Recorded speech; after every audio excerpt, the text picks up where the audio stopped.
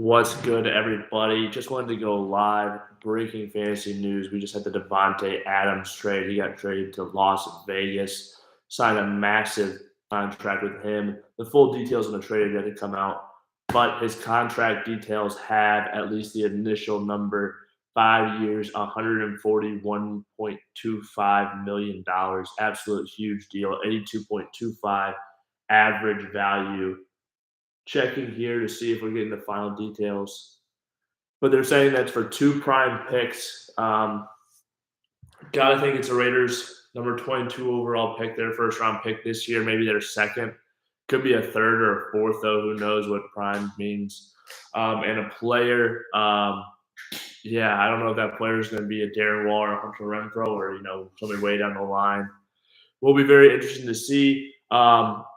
But yeah, fantasy-wise for Davante Adams, I think before this trade with Davante Adams with Aaron Rodgers returning to Green Bay, I had Davante as my number one overall receiver heading into 2022.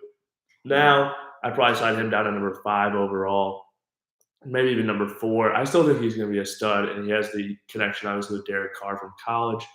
He'll have that. But winners and losers in this trade. Davante Adams is definitely a loser for fantasy. Obviously, winner in real life got a lot of money, but obviously that connection with Aaron Rodgers is special. And Aaron Rodgers is a very good quarterback, so I think naturally there will be a decline in production that way. Also, he's instantly stepping into a place where I think he'll still get a lot of targets, probably 150, 160 targets next year, but more competition than he had in Green Bay with the likes of Hunter Renfrow and Darren Waller, two actually solid pass catching options, which they really didn't have in Green Bay in the past. Those are two definite losers of this trade, Darren Waller and Hunter Renfrow. I see both of their upsides greatly limited now because Davante Adams, with all that money and the connection that he has with Derek Carr from college, is going to be an absolute target hog. Pay him $28 million, he's going to get the ball. Rodgers is definitely a huge loser from this deal for fantasy. It will be interesting to see. I do think the Packers have to make some kind of aggressive approach to the wide receiver position now, whether that's through the draft or free agency. Honestly, I kind of imagine both. I would imagine either the 22nd pick or the 28th pick is spent on one of these, a wide receiver in the first round. And then I would still think that they'll be, a lot of people said that they'll re-sign MBS, which I could see happening. I think they could also very much, there was rumors earlier that they'd be in the Jarvis Landry free agent, pool. I think Julio Jones is another guy to keep an eye on. I think they'll bring one of those type of guys in, draft a young player, and hope to hit the ground running. Yeah, maybe even bring in, an MBS, a Julio or a Jarvis, and then draft another player. But it'll be very interesting to see. Very interesting to see who they got in the deal. It was a very crazy deal, but wanted to hop on here and talk fantasy. Give you guys that the breakdown of the deal. Obviously, a huge move. Honestly, very crazy. I was so shocked that the Packers would trade Davante, honestly. Obviously, you knew he was going to get paid, but that was crazy. I'm trying to see, what the deal is.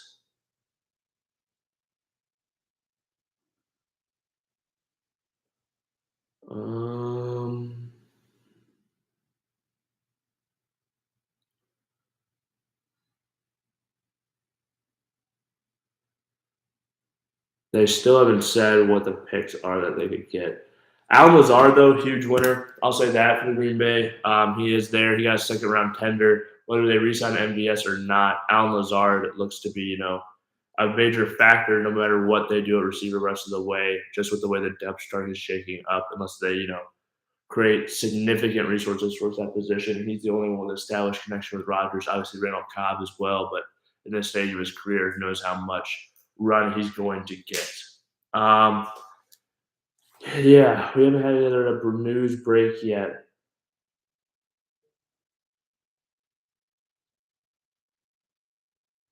Here, I think Schefter was saying the Packers haven't drafted a wide receiver in the first round since 2002.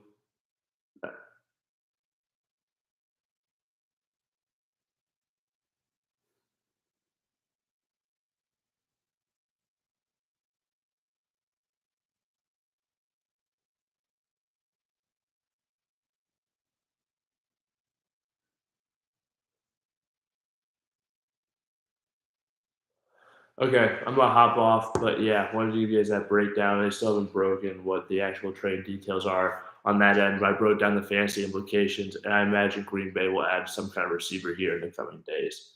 And like I said, probably addressing the draft as well. Thank you guys for watching Fantasy Joe. If you guys have any questions or comments, let me know. Hit that like button, hit that subscribe button. I'll see you guys next time.